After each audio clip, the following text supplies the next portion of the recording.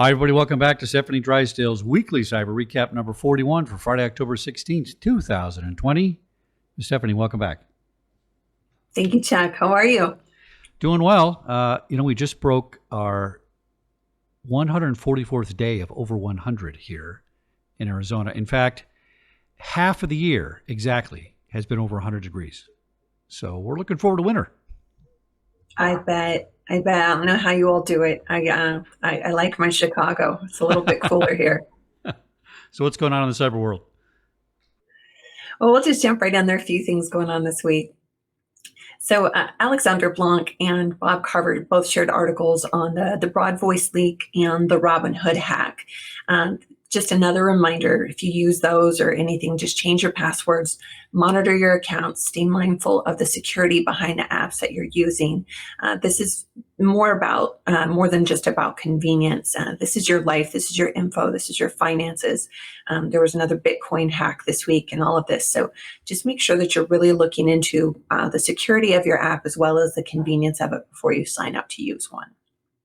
So Business Insider and Forbes this week shared articles on what to know about Signal. Signal is a secure messaging app that keeps all of your conversations private. It's a really secure app. It has end-to-end encryption, which means that others can't intercept your messages when you're sending them back and forth. If Signal themselves get hacked, none of your messages are being stored in their servers. But for all that to work, both participants need the app. Other than that, it's not encrypted both ways. So unlike some other apps, their source code is publicly available, which forces their developers to constantly keep up with vulnerabilities that are discovered both internally and externally. So extra security through this app, like a PIN number or fingerprint recognition, is also an option. And you can now switch out your actual cell phone number for a Google Voice number. That way you don't have to share your cell number with just anybody, which is really great. It also gives you the option to use decaying messages and photos to disappear after a single viewing. This is really, really helpful for messages to just go away after you read them. It does not allow for screenshots, but there are some workarounds around it. So be careful of things like that. You can also save pictures without a notification to the other party, which isn't always a good thing. And unlike WhatsApp, Signal doesn't show when you're online, and it doesn't link with other accounts and social media. So that's kind of another privacy thing that people don't always know when you're on, which I think is a good thing. In the works, they're trying to work on video calls for groups to target video conferencing apps as their competition. Like Zoom. However, Zoom is also adding end-to-end encryption for their options next week. So anyway, lots of good stuff, lots of great conversation. Feel free to ask questions. Again, no secure messaging app is perfect, but this is a really, really good one. So the International Air Transport Association released some statistics around commercial air travel and COVID-19 transmission. So they cited the overall risk was relatively low out of 1.2 billion passengers flying since the beginning of 2020. Only 44 cases of confirmed, probable, or potential transmission associated with a flight. It's about 1 in 27 million. Even if 90% of those cases were unreported, the risk still remains relatively low at 1 in 2.7 million. So most of the 47 cases happened before mask wearing or biosafety measures were put in place.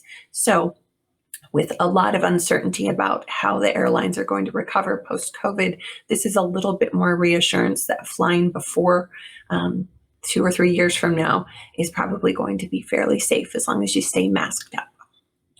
Mark Crudgington and I sat down to talk about all things cyber on his CISO Revelation podcast for National Cybersecurity Awareness Month. If you have some time to spare, feel free to check it out. Also keep an eye out for some really, really exciting news from Mark. Andy Foote shared some helpful insight on LinkedIn's algorithm and how it prioritizes the info that we share.